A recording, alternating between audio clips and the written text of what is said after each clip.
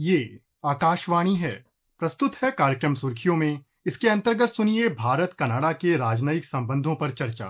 इसमें भाग ले रहे हैं पूर्व राजनयिक अशोक सज्जनहार। कार्यक्रम का संचालन कर रहे हैं मनोज पाठक। श्रोताओं नमस्कार। भारत और कनाडा के संबंधों में फिलहाल कुछ तनाव दिख रहा है।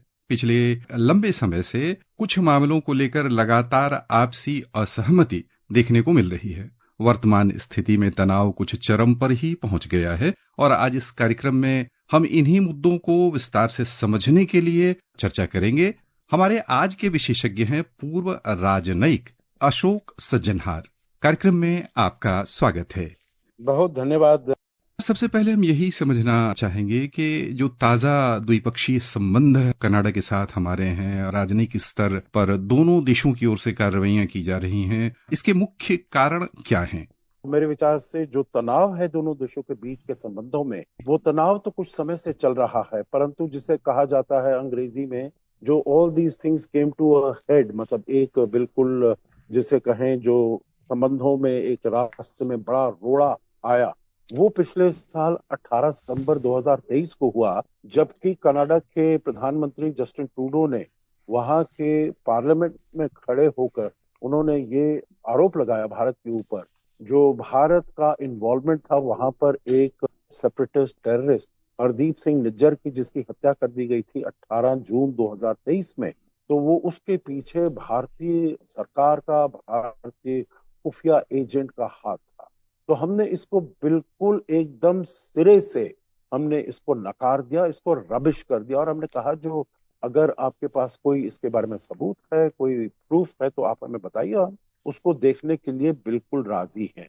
परंतु उनके जो प्रधानमंत्री हैं ट्रूडो ने कहा उनकी पार्लियामेंट में, जो हमारे पास क्रेडिबल एलिगेशंस हैं, मतलब हमें कोई हमारे पास सबूत के बारे में उन्होंने नहीं कहा, परंतु उन्होंने कहा हमारे पास कुछ ऐसी विश्वसनीय कोई बातें कही गई हैं, तो उसके आधार पर वो ये वाला आरोप लगा रहे थे। तो उसके बाद हम इसके बीच में वो ऐसे आरोप लगाते रहे, हम उनसे पूछते रहे जो आप हमको कुछ इसके बारे में सबूत दीजिए, तभी हम इसमें बारे में आगे बढ़ सकते हैं। भारत को लगता है जो उनके वहां पर अपनी वोट बैंक पॉलिटिक्स के लिए, क्योंकि जस्टिन ट्रूडो को वहां पर जब इलेक्शन हुए 2021 में, तो उनको पूरा बहुमत नहीं मिला पार्लियामेंट में अपनी पार्टी के लिए, लिबरल पार्टी के लिए। उनको करीब 153 सीटें मिली वहां पर, और उनको चाहिए थी करीब 168 सीटें, तो मतलब 15 सीट से वो कम रह गए। और इसके लिए उनको वहां की जो एक न्यू डेमोक्रेटिक पार्टी है, जिसकी लीडरशिप और जो मेंबरशिप जो खालिस्तानी सेपरेटिस्ट है उनके हाथ में है, तो ये जो लीडरशिप है जगमीत सिंह धालीवाल के हाथ में, तो उनकी 25 पार सीटें आई वहां पर चुनाव में, तो उन्होंने उनको समर्थन दिया, जिससे कि जस्टिन ट्रूडो की सरकार को स्थिरता मिली, वो आगे चल सके। तो उसी को वो बरकरार करने के लिए वो ये जो सेपरेटिस्ट हैं, एक्सट्रीमिस्ट हैं, टेररिस्ट हैं, बहुत से इसमें ऐसे भी लोग हैं जिन्होंने भारत में बहुत ऐसे हत्याएं की हैं या ऐसे कार्य किए हैं जिससे कि उनको हमने आतंकी घोषित किया है, या उनको कहा है, जो कनाडा की सरकार को कहा है, तो इनका आप प्रत्यारोपण कीजिए, इनको हमें आप एक्स्ट्राडाइट करिए, क्योंकि हमारे इनको यहाँ पर केस चलाना है। कल हमारे फॉरेन ऑफिस स्पोक्सपर्सन ने उन्होंने कहा जो इसमें करीब 26 ऐसे केस हैं जिसमें हमने प्रत्यारोपण के लिए मांग की है कनाडा से, पर कनाडा ने हमारे जो भी कंसर्न्स हैं इसको डिसरिगार्ड किया है। वहां पर देखिए हालात यहाँ तक पहुंच गए हैं, जो सेपरेटिस्ट हैं, जो अलगाववादी हैं, उन्होंने भारत के जो राजदूत हैं वहां पर, हाई कमिश्नर हैं, उनको धमकी दी है जो हम उनको हानि पहुंचाएंगे, उनको मारेंगे।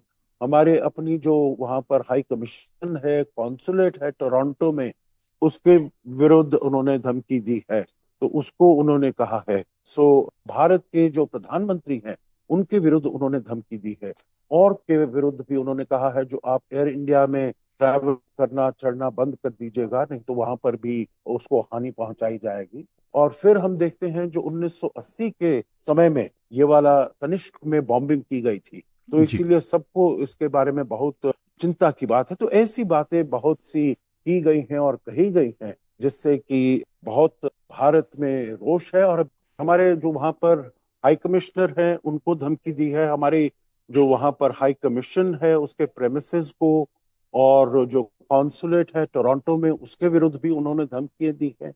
यहाँ तक कि उन्होंने भारत के प्रधानमंत्री के विरुद्ध भी कहा है, धमकियां दी हैं, और कहा है जो भारतीय मूल के लोग वहां पर अपनी एयर इंडिया उड़ानों से मत जाएं क्योंकि उनको बहुत ही इसमें खतरा है, उसके ऊपर भी वो कार्यवाही कर सकते हैं। और सबको याद है जो 1984 में कैसे कनिष्का में जो बॉम्बिंग हुई थी, एयर इंडिया का फ्लाइट थी, वो इन्हीं सेपरेटिस्ट ने की थी।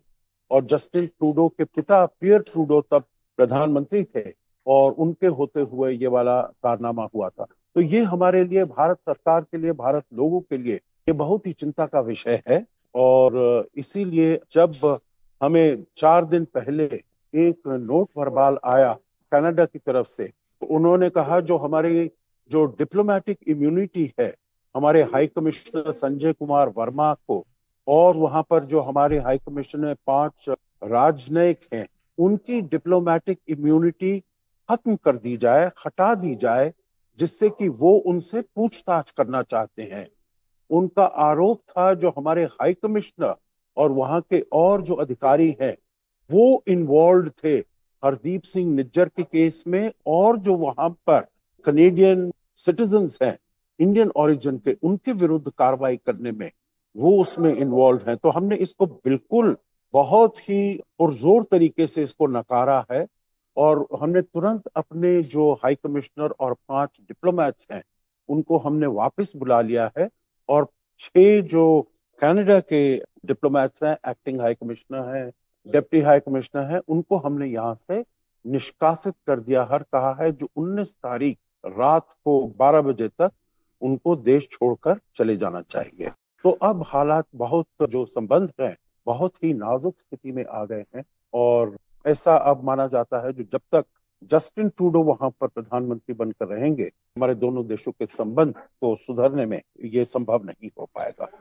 श्रोताओं, यहाँ हम आपको जानकारी देना चाहेंगे कि भारतीय उच्चायुक्त कनाडा के लिए संजय कुमार वर्मा जी का 36 वर्षों का राजनयिक कार्यकाल रहा है, जिसमें भारत सरकार की ओर से, हमारे विदेश मंत्रालय की ओर से कहा गया है कि वे हमारे वरिष्ठतम राजनयिकों में से, विदेश सेवा के अधिकारियों में से हैं, जिन्होंने जापान, सूडान सहित तुर्की, वियतनाम, चीन जैसे देशों में अपनी सेवाएं दी हैं। और उनके विरुद्ध इस तरह के आरोप लगाना, यानी जैसा कि हमारे विशेषज्ञ कह रहे हैं कि सिरे से भारत ने उनके आरोप को ठुकरा दिया है। यहां पर हम ये समझना चाहेंगे कि दोनों देशों के जो अभी के संबंध है, वर्तमान स्थिति में तनाव ही दिख रहा है, लेकिन जो अन्य संबंध हैं, जैसे कारोबारी संबंध हैं, या कह लें कि हमारे यहाँ के छात्र वहां पढ़ने के लिए जाया करते हैं, दोनों देशों के बीच में आना जाना है, उन सब पर किस रूप में असर पड़ता लग रहा है आपको?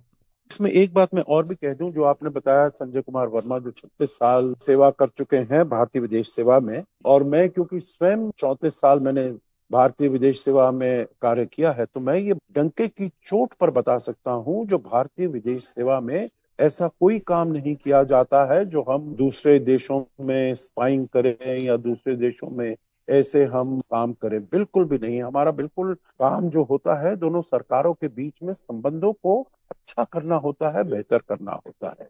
दूसरा, व्यापारिक संबंध कैसे हैं, पीपल टू पीपल कनेक्ट कैसा है, और वहां पर हमारे जो स्टूडेंट्स हैं उनका कैसा है।